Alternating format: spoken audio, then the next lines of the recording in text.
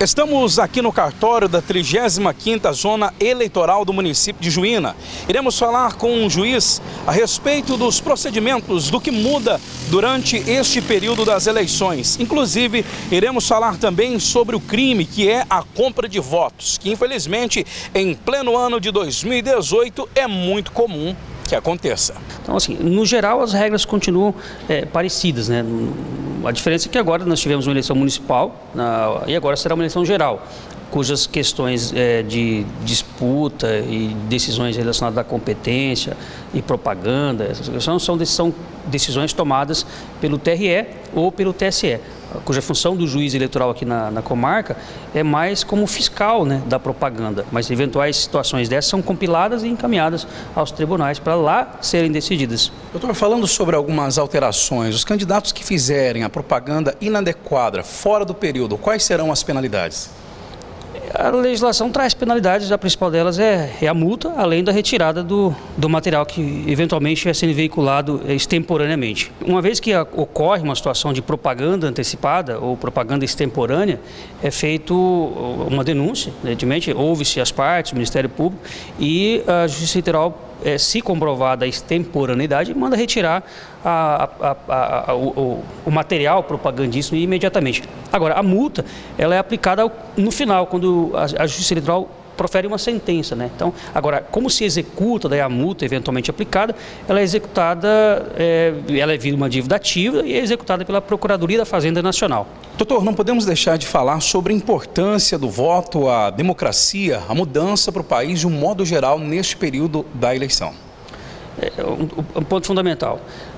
A gente tem vivido experiências, né, já tem uma história recente brasileira de várias experiências em relação às instituições todas. Esse diálogo, algumas crises aparentemente, todas sendo resolvidas dentro do próprio âmbito do Estado Democrático de Direito. Então, isso nos permite concluir e afirmar que a única solução que se nos apresenta mais viável é aquela que transcorrendo dentro do Estado Democrático de Direito, ou seja, de forma legítima e dentro das normas legais e constitucionais.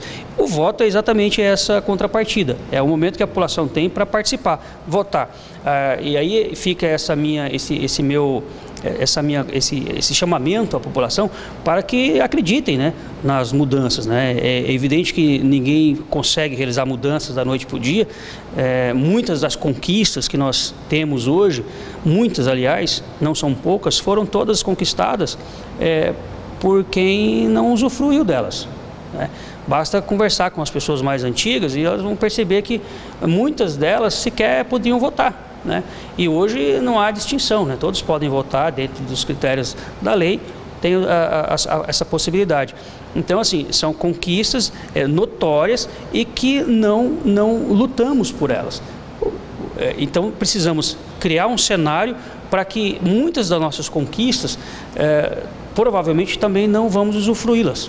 Então, é preciso desbravar, é preciso votar certo, é preciso participar, é preciso olhar na internet, é preciso ler sobre os candidatos, é preciso participar efetivamente. Se a gente não participar efetivamente, se entregar à democracia, a gente não consegue transformar o país. Doutor, e falando sobre o voto, nós sabemos que a compra de votos é crime. Infelizmente, mesmo em 2018, é muito comum que isso aconteça.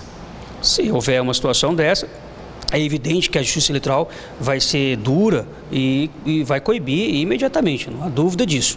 Doutor, vale a pena ressaltar para todos os eleitores que até o dia 9 de maio para se regularizar o título eleitoral.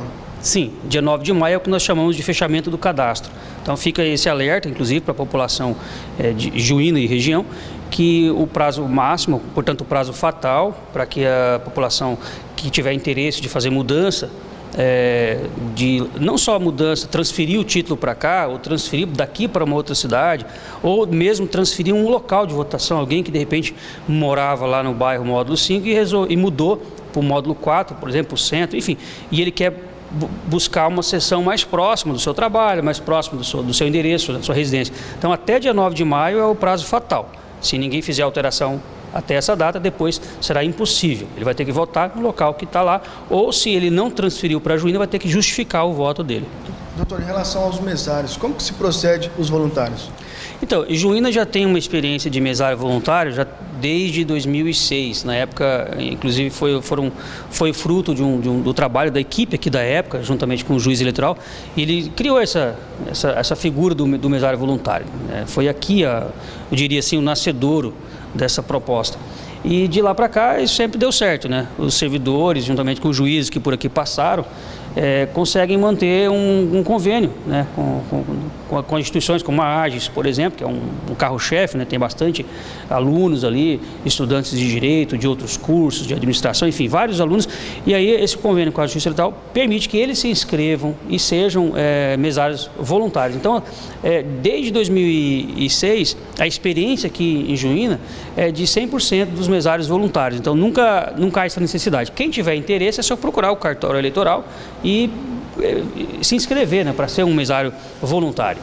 Doutor, como que o senhor recebe esse novo desafio? A experiência na Justiça Eleitoral já é uma experiência relativamente tranquila para mim, até porque eu já trabalhei não só como juiz eleitoral em outra comarca, mas também já fui analista da Justiça Eleitoral, já trabalhei aqui como servidor, inclusive trabalhei aqui em Juína mesmo, né, como servidor público há 12 anos, mais ou menos, eu fui analista aqui, isso foi em 2006, 2007. Eu já conheço a região, conheço Rondolândia, conheço Castanheira, então essa experiência não me parece nenhuma novidade, né, do ponto de vista do trabalho.